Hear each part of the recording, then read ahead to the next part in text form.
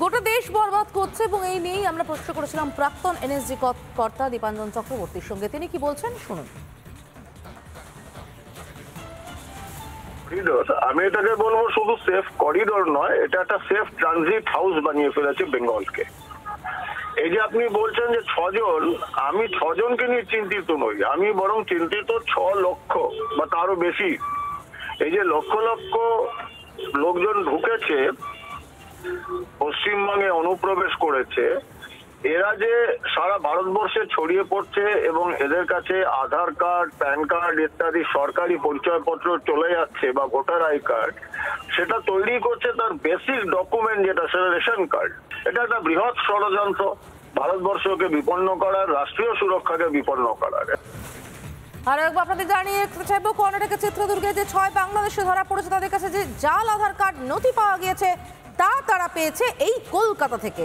ধৃতরা পশ্চিমবঙ্গ সীমান্ত দিয়েই ভারতে প্রবেশ করে এবং এরপর কলকাতায় আসেন। আমাদের সঙ্গে এই মুহূর্তে টেলিফোন লাইনে রয়েছেন বিজেপি সাংসদ জগন্নাথ সরকার। জগন্নাথবাবু, আপনাকে স্বাগত রিপাবলিক বাংলায়। যেভাবে অনুপ্রবেশ হচ্ছে এখানে, এই যে 6 জন ধরা পড়েছে তারা মূলত ভারতে বসবাসের উদ্দেশ্যেই আছে। আমি ধরে নিলাম তাদের কোনো নাশকতার চিন্তা ভাবনা ছিল না, কিন্তু আমাদের কোটি কোটি মানুষের ভাতের থালায় ভাগ বসাবার চিন্তা ভাবনা তো ছিল। হ্যাঁ, এটা পশ্চিমবাংলার তো একটা বড় শিল্প, যেটা হচ্ছে ভোটার প্রোডাকশন হয় এখানে। নতুন নতুন বাংলাদেশ থেকে আসে, রোহিঙ্গারা আসে, সবাই এখানে ভোটার হয়। তারা যদি বিশেষ করে মুসলিম ধর্মের হয়, মাইনরিটি হয়, তাহলে তৃণমূলের 100% পাকা ভোট তারা।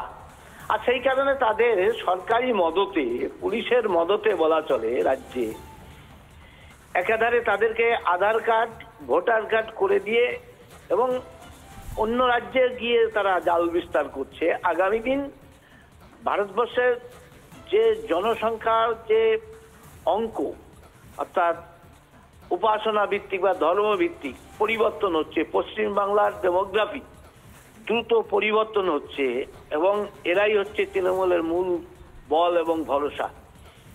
আগামী দিন এরাই দেখা যাবে যে এখানকার যে নিধন যজ্ঞে সামিল হচ্ছে, যেটা মুর্শিদাবাদের বেলডাঙ্গায় একদিন আগেই হয়েছে। পরিকল্পিতভাবে সেখান থেকে হিন্দু জনসংখ্যাকে শূন্য করার জন্য অত্যাচার শুরু করে দিয়েছে। তাই জগন্নাথ বাবু, এই পুরো বিষয়টার শুরুয়াত যেখান থেকে, সেটা হচ্ছে যে বিষয়টা আমরা বোঝার চেষ্টা করছি, কলকাতায় এত সহজে জাল আধার কার্ড নথি পাওয়া যাচ্ছে কেন? তাহলে কি ভোট রাজনীতির খাতিরে কোথাও গিয়ে দেশকে বিপদে ফেলা হচ্ছে?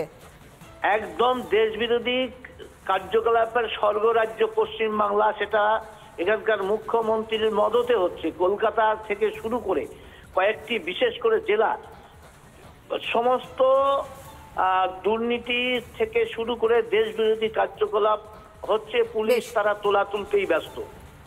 ধন্যবাদ, অনেক ধন্যবাদ আমাদের সঙ্গে কথা বলার জন্য। বিজেপি সাংসদ জগন্নাথ সরকার ছিলেন আমাদের সঙ্গে টেলিফোন লাইনে। এবং সব থেকে বড় কথা, এরা এই কার্ড, আধার কার্ড খুব সহজে এই রাজ্যে পাওয়া যায়। তার রাস্তা তো আমাদের কিছুদিন আগেই বারাসতের তৃণমূল নেত্রী রত্না বিশ্বাস দেখিয়ে দিয়েছিলেন। তিনি একেবারে প্রকাশ্য মঞ্চে বলেছিলেন বাংলাদেশি যারা আছে তারা খুব সহজে আধার কার্ড কিভাবে পাবেন, তার জন্য যোগাযোগ করুন অমুকের সঙ্গে।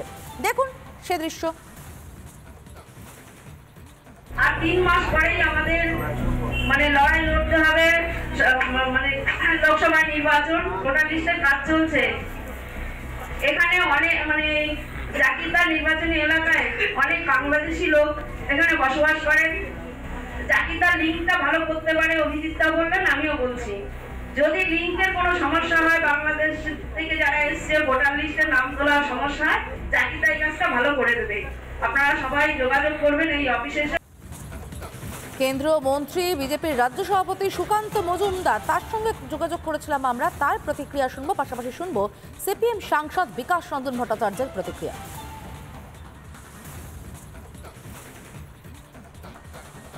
এখন ভারতবর্ষের ইন্টারনাল সিকিউরিটি, আন্তরিক সুরক্ষার জন্য একটি সমস্যা বহুল অঞ্চলে পরিণত হয়েছে এবং তার জন্য যার অনুপ্রেরণা এর পেছনে, তার নাম হচ্ছে মমতা বন্দ্যোপাধ্যায়। যে কোথাও বোম বিস্ফোরণ হচ্ছে, কোথাও অপরাধী ধরা পড়ছে, কোথাও অনুপ্রবেশকারী ধরা পড়ছে, তার আধার কার্ড তৈরি হয়েছে বাংলাতে। এই ঘটনা প্রমাণ করছে যে মমতা বন্দ্যোপাধ্যায় ভারত বিরোধী শক্তিগুলোকে ইনডাইরেক্টলি, আমার জানা নেই ডাইরেক্টলি কানেক্টেড কিনা, উনি সাংবিধানিক পদে বসে আছেন, আর তার মর্যাদা রেখে আমি বলছি ইনডাইরেক্টলি উনি ভারত বিরোধী শক্তিগুলোকে সাহায্য করছেন। না, পরিস্থিতি ভয়ঙ্কর বলে লোককে ভয় পাইয়ে দেওয়ার কোনো কারণ নেই। ধরা পড়েছেন 5 জন 6 জন বা হয়তো 500-600 হোক, কিন্তু প্রশ্ন আসছে এরা ঢুকলো কি করে? সীমান্ত রক্ষী বাহিনী কি ঘুমোচ্ছিলেন? কাস্টমস অথরিটি কি ঘুমোচ্ছে? রাজ্য সরকার কি ঘুমোচ্ছে? এই সমস্ত প্রশাসনিক স্তরে চূড়ান্ত ব্যর্থতা এবং এরকম 2-4 জনকে ধরে সেটাকে নিয়ে পরিস্থিতি তৈরি করে সাধারণ মানুষের ওপর আক্রমণ, যারা বাংলাদেশি নন কিন্তু ভারতবর্ষে রয়েছেন, এই প্রবণতাটাকেই আমাদের রুখতে হবে। সেদিক থেকে আপনাদের যে প্রচেষ্টা, যারা ধরা পড়ছে তাদের পরিচয়টা সামনে আনা এবং সরকার যাতে বাধ্য হয়ে তাদের বিরুদ্ধে আইনগত ব্যবস্থা নেন, সেই চেষ্টাটাই করা উচিত। নানা ধরনের কন্টেন্ট দেখার জন্য লাইক করুন, শেয়ার করুন আমাদের ফেসবুক পেজ, সাবস্ক্রাইব করুন আমাদের ইউটিউব চ্যানেল। পাশাপাশি অন্যান্য ব্রেকিং নিউজের জন্য অবশ্যই চোখ রাখুন রিপাবলিক বাংলায়।